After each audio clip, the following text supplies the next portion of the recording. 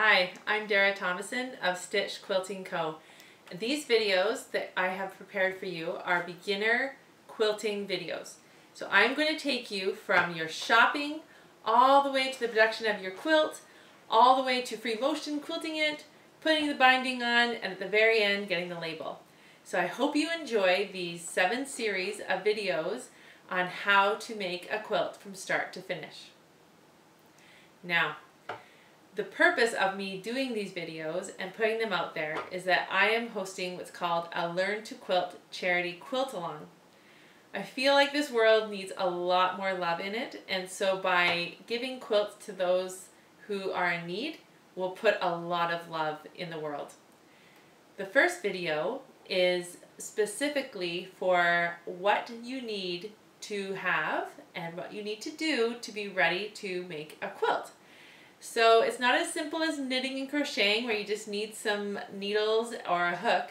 It is a little bit more complicated, but hey, we can do this.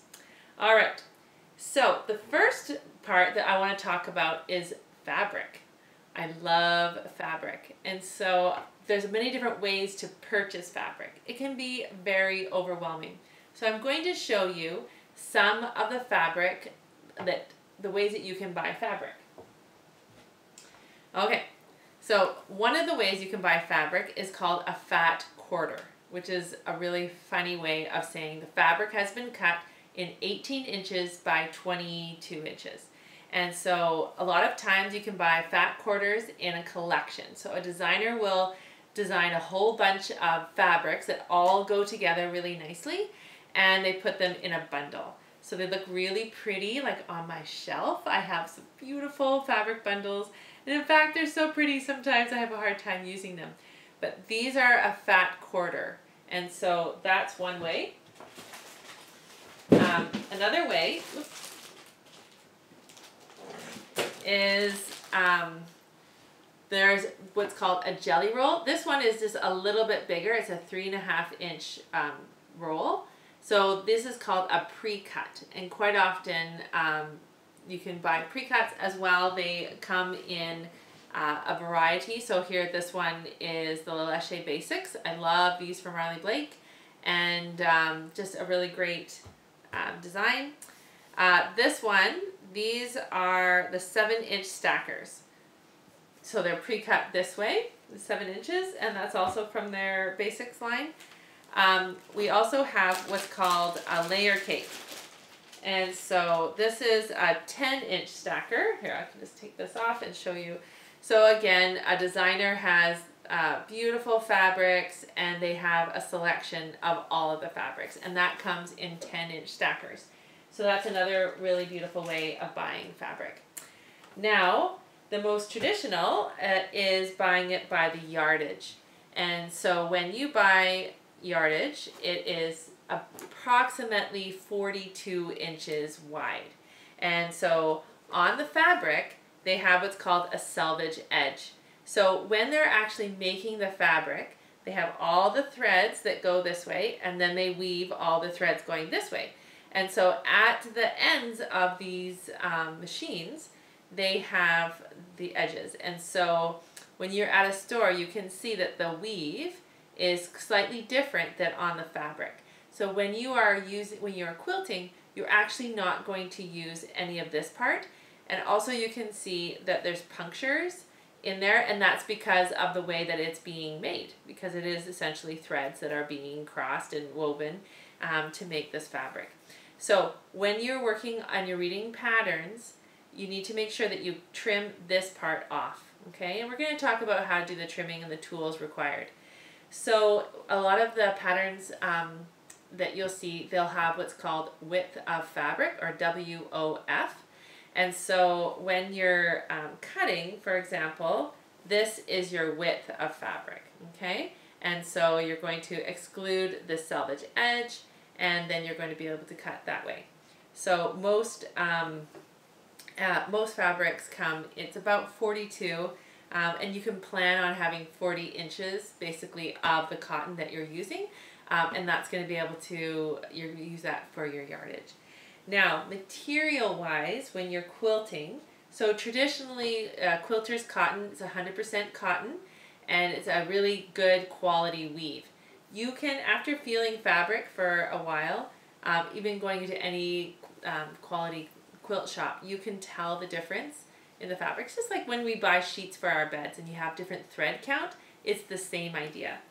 Another fabric that I really love sewing with and using is flannel. And so a flannel, of course, has this really nice soft feel to it. I love putting flannel on the backs of my quilts when I'm giving them away. And so many of my quilts that I have for my charity quilt along, I have. Now, Riley Blake has been so generous in sponsoring my charity quilt along, and they, a lot of this fabric I had myself because I love them so much, but they donated quite a bit of fabric for the quilts. And I'm going to be showing you the quilts because who doesn't love quilts? But the flannel is a really nice soft touch. Another fiber or fabric that I really love, it's called Minky. And so this Minky comes from Riley Blake as well. I think they have about 8 different Minky colors. And it's a very soft, beautiful, you just want to like rub it on your face and pet it. And so this, yeah, it's a Minky, and it actually comes 60 inches wide, which is really handy when you're piecing charity quilts, because oftentimes your charity quilt is approximately like 44 by 46. You don't want to make it smaller than 40 inches. It would be maybe a little too small. A lot of the quilts that we're doing for our that I have to show you are around that 45, 46. So it's a little tricky for piecing a backing because you want your backing to be a little bigger. So if you buy the 60-inch Minky, then you're in luck because you don't have to piece a backing. So it's a lot easier for when you're doing your quilting. So this was just parts of the Minky that I cut off. But I'm going to show you the quilts that I have ready for you today. All right, so when you're selecting fabric, you want, there's options of pre-cuts, which it obviously saves you time. You're spending less time cutting and more time sewing, pressing, and getting a finished quilt. We have the yardage that you can purchase. There's flannel that is really popular to use. One of the things you have to be careful with flannel is the weave. Some flannels can be very loose weave and they don't wear very well, and they wear out quite quickly. And then there's the Minky that I really love as well.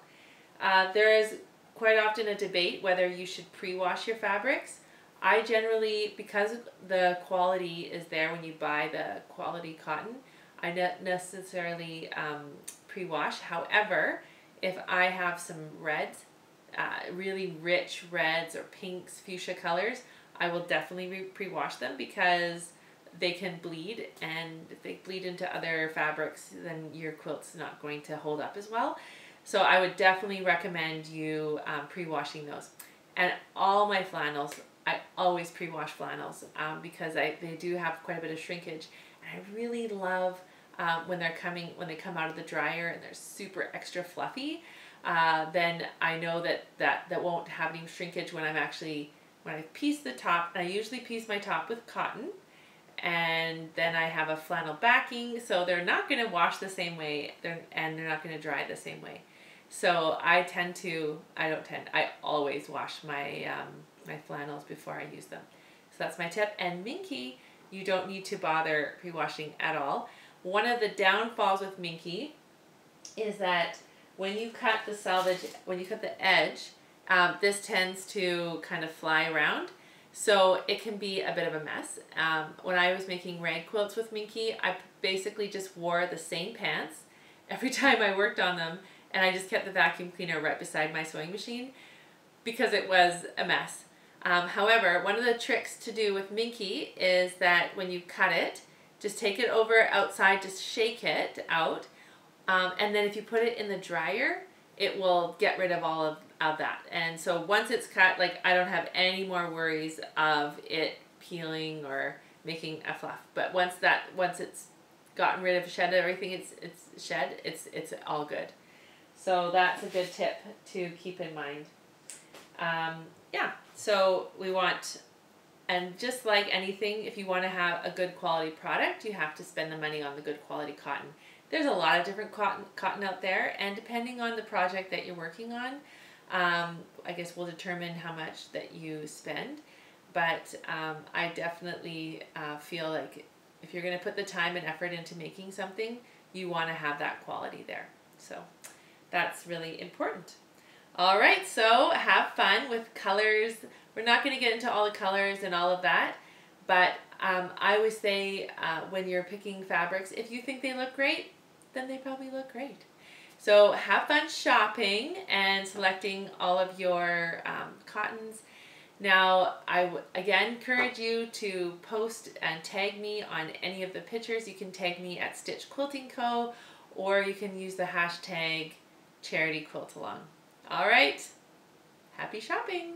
Okay, my name is Dara Thomason, and I am now speaking to you about thread. So selecting thread for your project for our charity quilt-along. Quality is so important when you are making a quilt. So we are building an addition on our house right now, and it is going to be amazing. I'm really excited about having my own studio space, and when I'm watching the workers building it, they are making sure that every piece of wood, everything is of the top quality, and they're doing the best work. So I feel the same way about when we're quilting. We need to use really good quality, and we will then have an excellent product. There are two threads that I really love, and I have used them. I have had a lot of trial and error as I have gone on. And I do want to mention before that, when I first started quilting, I was like 19 years old. And when I started talking to my mom's friends, this is like before the internet, and going to quilt shops, it was like, if you're using cotton fabrics, you need to use cotton thread. And so that was just always in my mind that you had to have 100% cotton thread. Well, thread has come a long way since then, and I feel like the way that they have developed the thread, it has more longevity. And so I do like a thread that has some polyester in it as well. When I do free motion quilting for clients, I will use So Fine by Superior, and that is not 100% cotton. Don't feel like you can't use any other product other than cotton, because there's a lot of amazing threads out there. Now, I really also like Aurifil thread, and they're just a really good quality, and you're going to not be disappointed with them. Understanding what kinds of thread to buy can be often intimidating, and so I'm going to share with you a little bit of information about how to understand what the numbers mean on the thread. So just like wire has different gauges, so it has different thickness, so does thread. So we have on here it says a 50 weight, and so the higher the number, the thinner the thread. Okay, I know it's kind of confusing. So we have, so if it's a 10 weight, it's going to be very, very thick. If it's 100 weight, it's going to be very, very thin. So a silk or a rayon or something, if you're going to do micro quilting, the higher the number goes, the thinner it's going to be. And so I tend to use 40 or 50, 40 when piecing, but my favorite really is 50. So I would say in that 40-50 range for piecing and for quilting. Also, you will see beside the numbers quite often it will say 40/2 or 40/3. So what that 3 or 2 means, that means that there was 2 strands that were woven together. Well, not woven, but wound together to create that thread. So that's another indication of the thread. Okay? So those are things to keep in mind.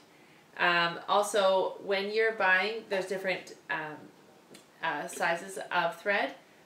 One of the things that I also want to talk about that I actually never heard and made a lot of sense when I figured it out was when you see this thread here, there's like a crisscross pattern on the spool. And so because it has a crisscross pattern, it's put on this way. And so when you're taking it off, you actually need to bring it up off of your spool, and then it can go over.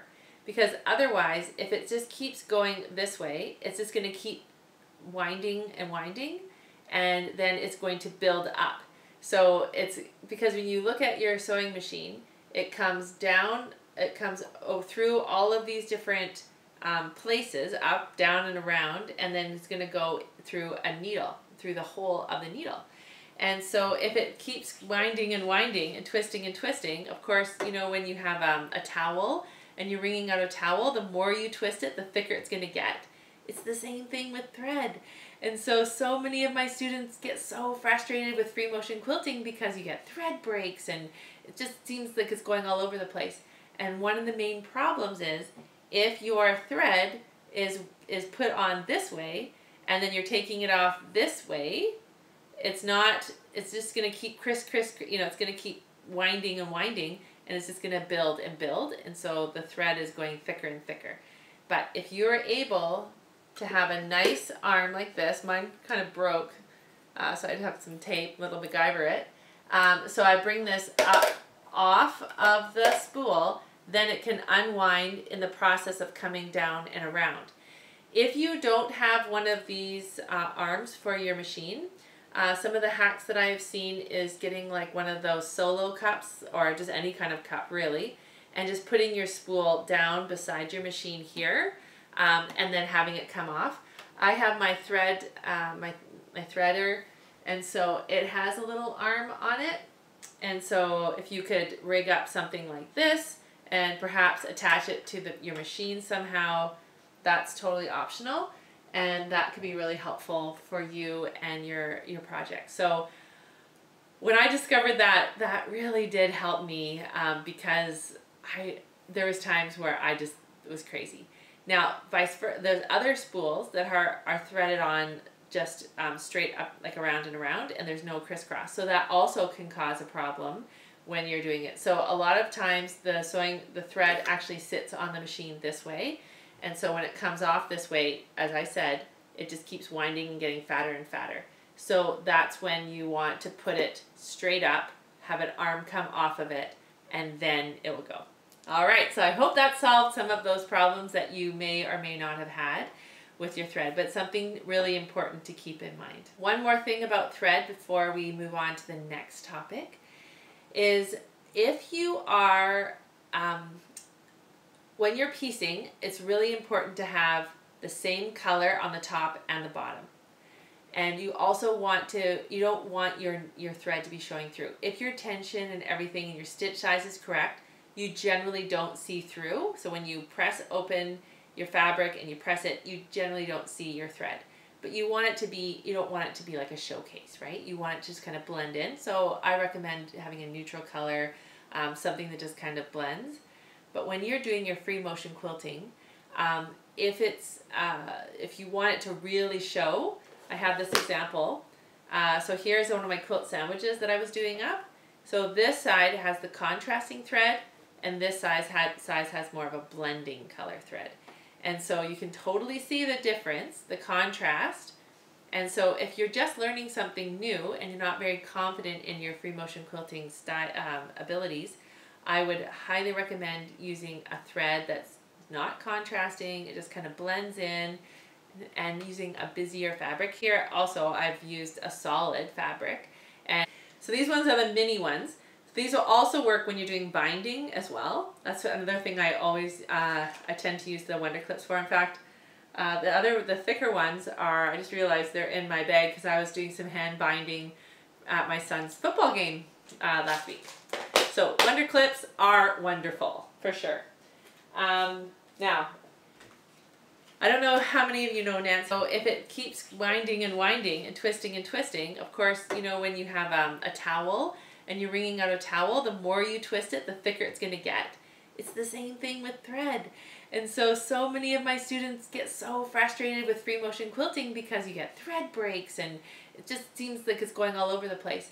And one of the main problems is if your thread is put on this way and then you're taking it off this way, it's just going to keep you know, it's going to keep winding and winding, and it's just going to build and build, and so the thread is going thicker and thicker.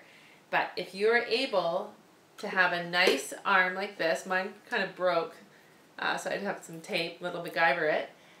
So I bring this up off of the spool, then it can unwind in the process of coming down and around. If you don't have one of these arms for your machine, some of the hacks that I've seen is getting like one of those solo cups, or just any kind of cup really, and just putting your spool down beside your machine here, and then having it come off. I have my thread, my threader, and so it has a little arm on it, and so if you could rig up something like this and perhaps attach it to your machine somehow, that's totally optional, and that could be really helpful for you and your project. So when I discovered that, that really did help me, because there was times where it was crazy. Now, vice versa, there's other spools that are threaded on just straight up, like around and around, and there's no crisscross. So that also can cause a problem when you're doing it. So a lot of times the thread actually sits on the machine this way, and so when it comes off this way, as I said, it just keeps winding and getting fatter and fatter. So that's when you want to put it straight up, have an arm come off of it, and then it will go. All right, so I hope that solved some of those problems that you may or may not have had with your thread, but something really important to keep in mind. One more thing about thread before we move on to the next topic is if you are, when you're piecing, it's really important to have the same color on the top and the bottom. And you also you don't want your thread to be showing through. If your tension and everything and your stitch size is correct, you generally don't see through. So when you press open your fabric and you press it, you generally don't see your thread. But you want it to be, you don't want it to be like a showcase, right? You want it to just kind of blend in. So I recommend having a neutral color, something that just kind of blends. But when you're doing your free motion quilting, if you want it to really show, I have this example. So here's one of my quilt sandwiches that I was doing up. So this side has the contrasting thread, and this size has more of a blending color thread. And so you can totally see the difference, the contrast. And so if you're just learning something new and you're not very confident in your free motion quilting abilities, I would highly recommend using a thread that's not contrasting. It just kind of blends in, and using a busier fabric. Here also I've used a solid fabric. And so these ones are the mini ones. These will also work when you're doing binding as well. That's another thing I always, I tend to use the Wonder Clips for. In fact, the thicker ones I just realized they're in my bag because I was doing some hand binding at my son's football game last week. So Wonder Clips are wonderful, for sure.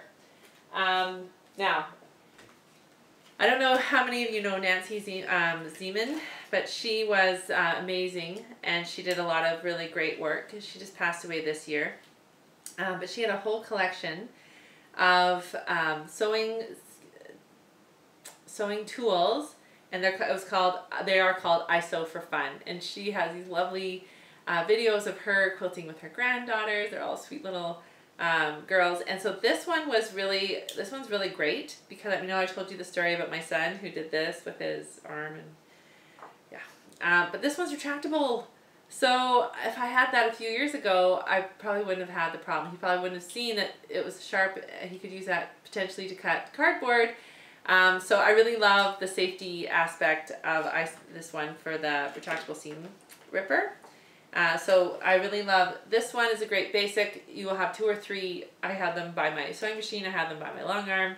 Okay, this one is super cool. It's called the Quilt Dome. And so when you are talking about hand piecing or hand sewing, what you can do is you can actually pre-thread all your threads in there, and then it keeps them organized, the threads organized, and so then you don't have to keep re-threading needles. So super handy, Quilt Dome.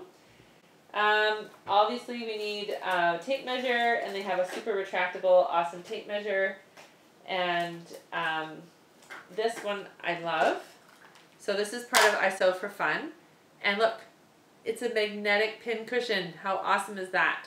And so these have the glass heads, which are really lovely. You can see how long and thin these needles are. So that's super handy for piecing, also for sorting, keeping things. And what I love is it has this click on top. So if you're going to a retreat or if you're going to a class or something, and you want to keep everything together, you're good to go. So I really love that magnetic pin cushion. Quilt needle threader, and so that's super handy, especially for your eyesight, keeping things in, to keep it. Now there's lots of different kind of needles, and I just encourage you to try different ones. The glass ones work really well if you're pressing and you're afraid it's going to touch a hot iron. Otherwise it will melt. It tends to melt, so ask me how I know that. So like I really love these pins, and these can actually, you could go in your magnetic caddy as well. So for fun, kids will love that. Love that. Here's a larger Wonder Clips. So these are super handy for putting on bindings, and also you can use them for organizing projects. Basically the same thing as the other ones. They're just on a larger scale. So now what I want to talk about are your rulers and the self-adhesive mats. So this ruler is super handy. These 4 rulers came from Lori Holt's Cute Cuts, and what I like about these rulers, there's a couple of things. You can see here this pink that's kind of shaded, and then the same thing with the green here, so on the edge. And unfortunately you can't feel it, but it's kind of got a grippy action to it. So when you have it on your mat, it really holds it when you have your fabric and then you have this on your mat. And so it keeps that nice and secure onto there. She has a lot of extra markings that I really like half of that. And then here, she has the shaded part here is 3/4 of an inch. And so that can help you when you are measuring and keeping track of that. Now, when we're using rulers, and the reason why they're clear is that when we have it down on the mat and we have our fabric, then we can then have accuracy in our cutting. And that's really important. When we're quilting, 1/4 of an inch, if you're off, you know, 1/8 of an inch 3 times, 1/8 and 1/8 and 1/8, that's 3/8. So what's that? Over 1/4 of an inch. And so that can really make a difference. And so it can be a little intimidating at times when you think, oh, the accuracy, this is fabric, it moves, it shifts. It's not like wood where it's solid and you just cut it and you can tell. So it can be a little intimidating, but the more that you do it, the better practice you'll have at it. I'll be teaching you some tips on pressing a lot of times, and I've had problems with clients' quilts. If they haven't pressed properly, then the quilt can get a little bit wonky as well, and so that's something we need to keep in mind. But what I like to do when I'm quilting, so I told you about when I'm pressing, I have the ironing board here on my right, and it's at the same level as the table, so it just is super easy for me. I've also discovered that when I sit higher up on this chair, it's so much better for me. So maybe even having like a different height of chair can really make a difference. But I like to keep, and this one is so cute, and look at this, it's double-sided. So if I want green one day and blue the other, I totally can. But what I do is I actually keep this one beside my machine. And so if I need to square up a block or whatever I need to do, I can have it just right there beside me. And having these sweet little rulers just to be like squaring up something or doing whatever, it's super handy, very, very helpful. So what I like too is they have the larger size, and so this one is 6.5 by 12.5. Great size for doing my piecing. Now, I recommend, I don't know if you need to put on your Christmas list or what, but having the larger, it's 36 by 24. It is so, so, so important, because remember I talked about with the fabric when we're cutting. So we're going to cut these like 20-inch wide strips because it, it's doubled, so it's like 40 something. If you don't have something on this, it's really tricky and you can't see the whole scope of it. But when you have a larger cutting mat, it makes the world of difference. I just can't tell you enough how important it is. And for storage, if you have a problem, you can just put it under your bed or under a couch or along the side of a wall behind the couch or something. It's lightweight, it's thin, doesn't take up a lot of space. It's essential. It's so, so important. So I highly recommend that. Now you might be wondering about these little squares, the cute cuts. 4.5, and this one is, I believe, 12.5, or 10.5 trim ruler. And so and these ones have a 1/4 inch seam allowance that's shaded, which is what, when you're sewing, you always, whenever seam you ever make is 1/4 inch. So that really helps you to kind of have a visual. Again, it has the grippy, but when you're squaring up a block, it's really helpful to have this ruler to be the same. So when you put the backing of your block on there, then you can really see how it looks. So I'll just do this kind of visually for you. So here I'm going to put this on.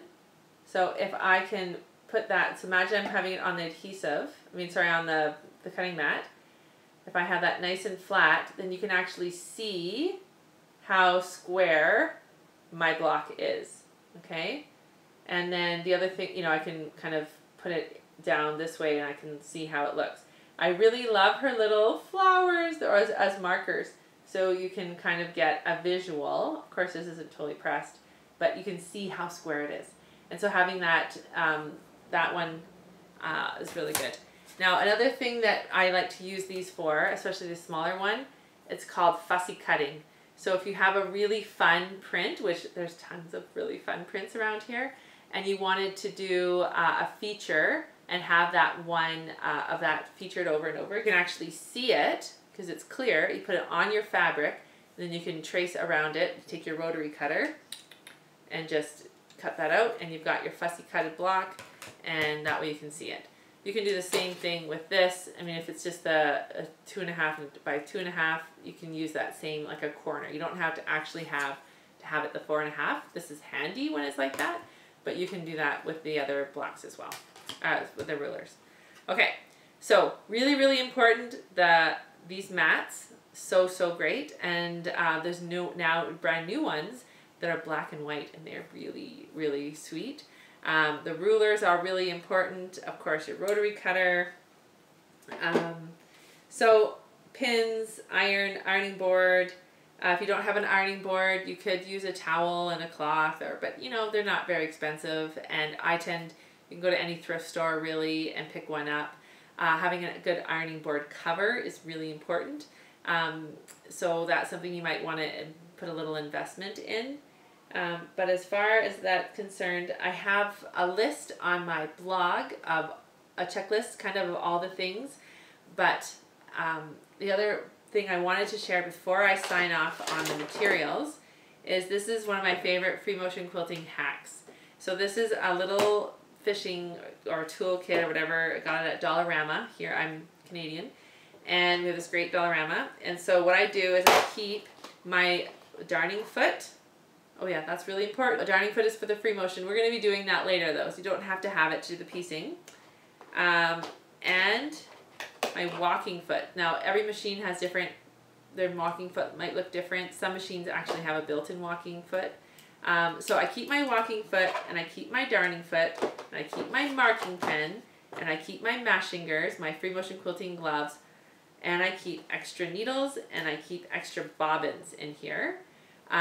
And so I also keep, like as I was showing you, I have my quilt sandwich, and so I keep my quilt sandwich in there so that I can just practice. It's kind of like a warm-up, and that way I can get going before I do my other stuff. So if you have everything in this little kit, you keep it in your cupboard, you always know where it is, and you don't have to worry.